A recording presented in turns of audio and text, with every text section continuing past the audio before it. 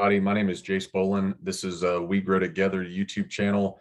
If you're an agent who doesn't really know what to say or gets flustered on the phone, hopefully this is going to help you out. Now, this can be used in all situations, whether it is at your friend's kid's birthday party or whether it be someone who reached out, through a social media ad, etc. This is something that you can use for every single time you talk to a potential buyer.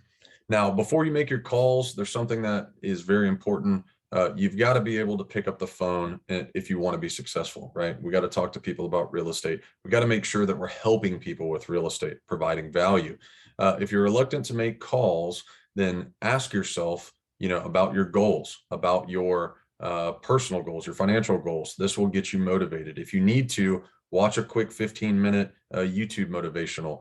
Listen to one of your songs that gets you pumped up, right? Just like if you were to go do a workout, this is work. Get yourself motivated. It doesn't have to be scary. It doesn't have to be tough. So this is how to set buyer appointments over the phone, right? Now, whether this be a buyer consultation or whether this be going to meet them at the home to show them some properties, this is some things that you can do prior to that. When contacting a potential buyer, making sure that we're providing value is going to be our number one, right? This is number one. A cold call is to start a conversation. Now, most of these situations, people are going to reach out to us about a particular home or location, and I'll get into that in a second. Now, we're not selling them a product. We're not calling them to see if they want to buy something. We are calling them to provide a service. Again, value, right? So they initially reached out, we talked about that, with interest on the market or a particular property. Whether it was a social media ad, listing, or word of mouth, this process can be used with all buyers and should be internalized. You should remember this. This way you don't say things like or get, too flustered on the phone, too stressed out, because buyers will get that from your tone of voice and they will get that from the way that you project to them. So the idea is to make this as natural as possible without sounding like a script or a robot. We don't want to do that, right? So we want to be enthusiastic, but mirror their tone. So if they're down in the dumps and you're super pumped, it's not going to work well. It's not going to mesh well with the conversation. So we want to make sure that we're mirroring their tone. Don't sound too salesy or pushy. We don't want to sound salesy. Now, when the topics of this script, first off, are going to be location, price, agent, finance, and criteria. Those are the 5 things we need to cover. If you cover all those 5 things, you should get their full story. You should know what they're looking for. You should be able to help them out. So remember, again, they inquired about the property area or it was a referral from your sphere. The prospects don't care about you, unfortunately. I hate to break it to you, but they care about themselves and their world. They're looking at their issues. They care about solving the challenges in front of them. So our mentality should be helping the buyer out. So we want to make sure that we're not verifying the person on the other end of the line. And I'm sure everyone has had this, right? They'll call up and they'll be like, "Hey, is this Jace? Hey, I'd like to speak to Jace. Hey, Jace, how are you doing?" We all know the buyer on the other side or the person on the other side thinks that we really don't care what they feel like. It sounds super salesy. We're not going to do that. We already have their personal cell phone or personal contact information, right? So we want to just get straight to the point.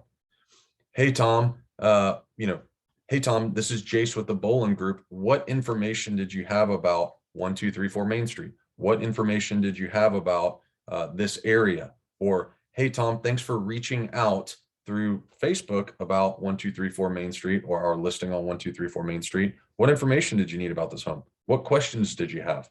Right? They're going to give you some sort of question or response. Usually it's a question. "Hey, I'm just looking to see the tax rate. I'm just looking to see what ISD it is." Whatever the question is, do not give that to them immediately. It could be, "Hey, I want to see this home. Can we go see the home in an hour?" You know how buyers are. They may want to see the home real quick. "Well, hey, I'm going to go ahead and pull my schedule or my calendar up. While I'm pulling my calendar up, I noticed that this home is located in this area or this subdivision. Is that the area you're looking to purchase in?" You're continuing the question, not just giving them the answer. Now, don't forget about their question, but if you just give them the answer, they may say, "Okay, thanks," and hang up. And we don't want to do that. We want to make sure that we're able to help them out. So you can ask them what they like about the area. If they say they do like that area, then ask them, what brought them there? What do they like about it? because that's going to unravel a little bit more and they're going to be telling you their story. If they say no, they don't like that area, then ask about other areas. Now, we know that this market is super competitive. So if you target one area of properties that they're looking for, there may be one home that's sold in the last 6 months. So we want to make sure that we've grown that area a little bit to be able to help them find a home that they may be looking for.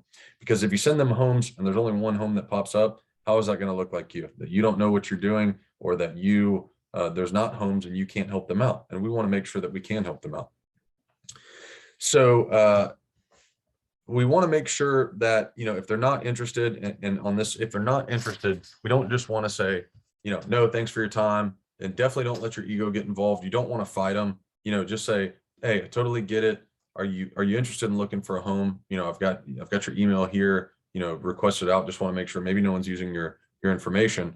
Did you have any questions about the home buying process? And if they're just absolutely no, then just let them go. It is a numbers game. You can find another one, but just try to be as polite as possible, right? You're a professional. So as far as an introduction here, this also covers location. So the home you inquired about is listed at blank price, right? Is that the amount you're looking to purchase? Or the average price point in this location is this? Is that the amount you're looking to purchase in?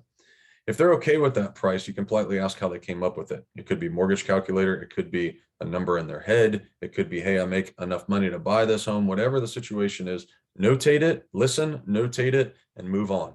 We don't want to dive into the finance part here yet, right? So if they say no, then ask them what price range they feel comfortable with. Listen, same thing, notate it, move on.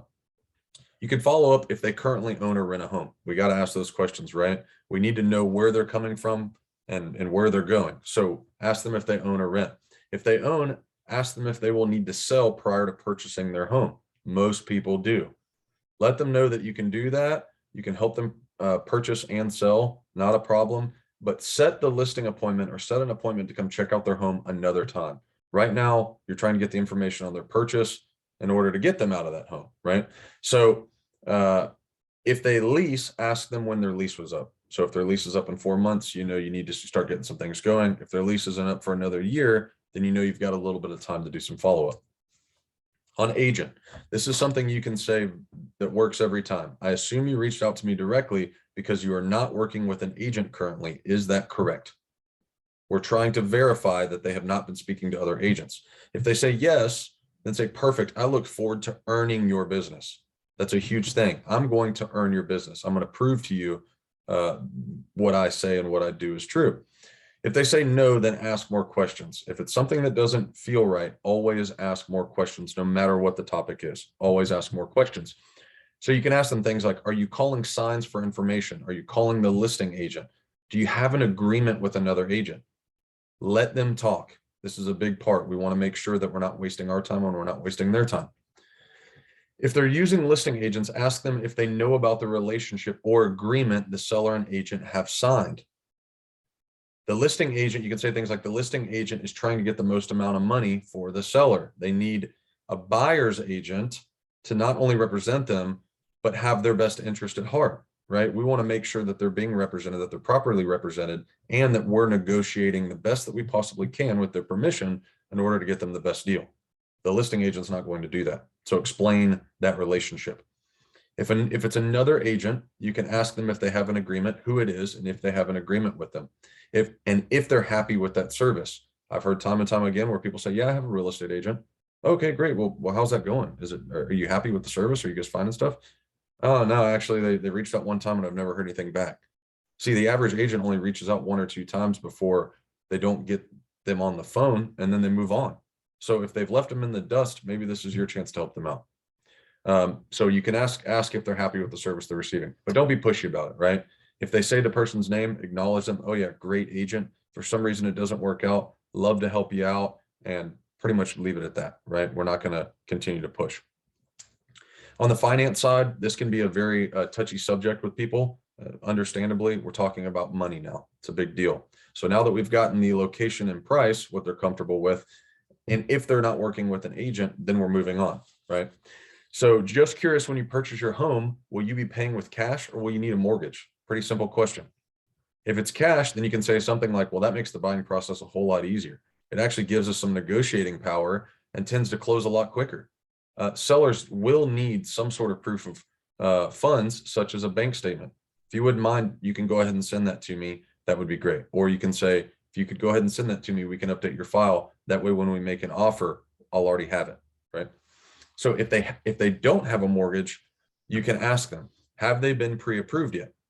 Now, there's a couple of things here. If they say yes, you can say, fantastic. Who are you approved with? Have you thought about a second opinion, right?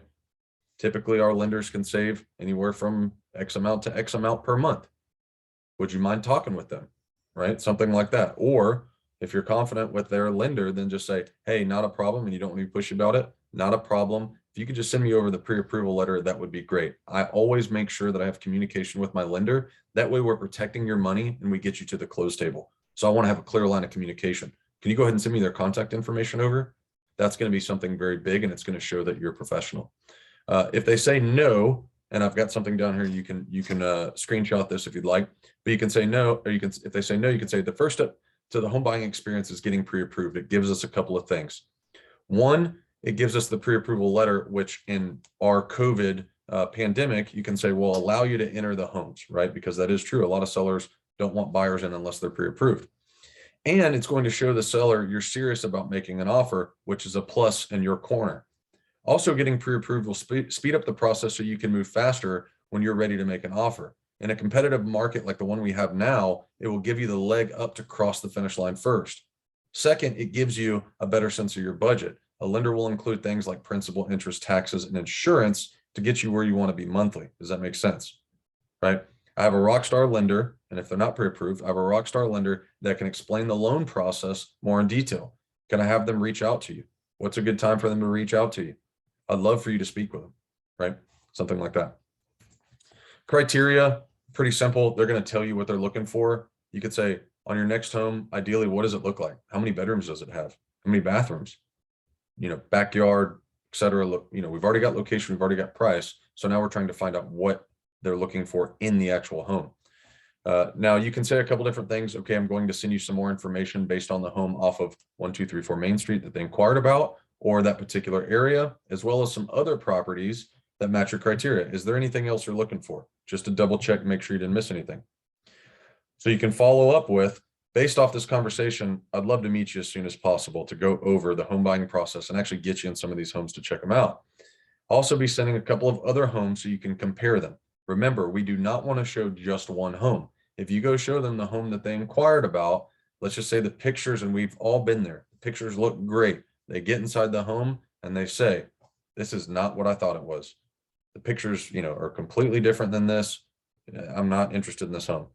You've just ended that. It could possibly end that relationship right there, right? So if we have multiple homes for them to compare, and check out, then it gives them a better sense. Not to mention, there may be a home just like it. And if they say, no, I just want to see that one home, that may throw a red flag. You might want to ask some more questions. Something like, well, if I found another home that was exactly like that, but could save you some money, you wouldn't want to see it. That's going to get them to talk some more. Remember, if something doesn't seem right, always ask more questions. But we want to summarize all the topics that we've talked about, right? So we want to go over the location, the price, if they're working with an agent, how they plan on purchasing, their finance, and then the criteria. So we want to make sure that all this we've got it all wrapped up, right? We want to summarize all of that and then ask them what time works for them. We're trying to help them what time works for them. If for some reason they say today in an hour, right, or two, then you could just say, hey, look, my schedule is completely booked today, but I've got tomorrow and the next day, or you can give 2 dates and 2 different times if you'd like, or 2 dates and let them choose, right? Which one works best for you?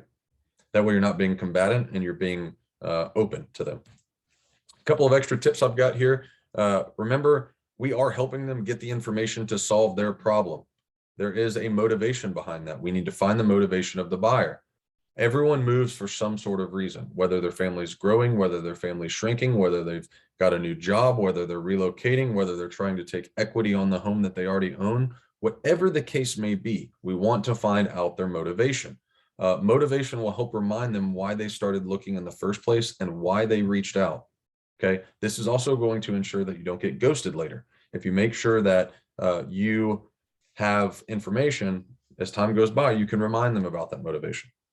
Write everything down. And I mean everything. I don't care if they tell you about their dog or their cat or their kids or their job or their favorite color, write it all down. Listen to what they have to say. If you write everything down, it's going to show that you're paying attention. Another way you can show you're paying attention is immediately after the call, you're going to set their properties up. I personally like to add a buyer's guide in there as well. It explains the process from A to Z, makes me look a lot more professional. And then what I also do is I send a short email afterwards following up with that buyer's guide with our preferred lenders in there and a quick summary of what they're looking for. Again, so shows you're paying attention, shows you're professional. When you follow up, don't just say, hey, just checking in with you, just wanted to follow up. That sounds super salesy. We don't want to do that. You can say things like, hey, a property just popped up and I wanted to get your opinion on it, right? So that sounds a lot better, and you're adding value because you're providing them with something. You're providing them with more information on the market or a home that may fit their needs and criteria. Remember, it's not their job to follow up with you. Follow up is very important. This is one of the biggest reasons, in my opinion, agents fail. We need to make sure our follow-up process is correct, but it's our job to set the next step. If we give them the next step, when we reach out, it's not just, hey, are you still just checking in to see if you're still buying? It's, hey, here's the next step. As promised, I'm going to call you tomorrow at 9:30 and go over the properties I sent you, right? Hey, out of those properties you looked at, as promised, I'm going to set up these showings and we're going to meet at 1234 Main Street, right? First, that's going to help that you don't sound salesy, and it's going to make you sound a lot more professional. So I hope this helped you guys out. Remember, make it yours. You can change this up, but cover these items, and this will help you get pre-qualified. You can get them to the lender, get them really pre-qualified on a loan as you're doing this in the process, right? So just make sure it's yours, internalize it. Try not to say ums and ohs. You got this, make it yours, have fun with it. And remember, every no that you say adds up to be a yes. Hope you guys enjoyed it. Let me know if you have any questions.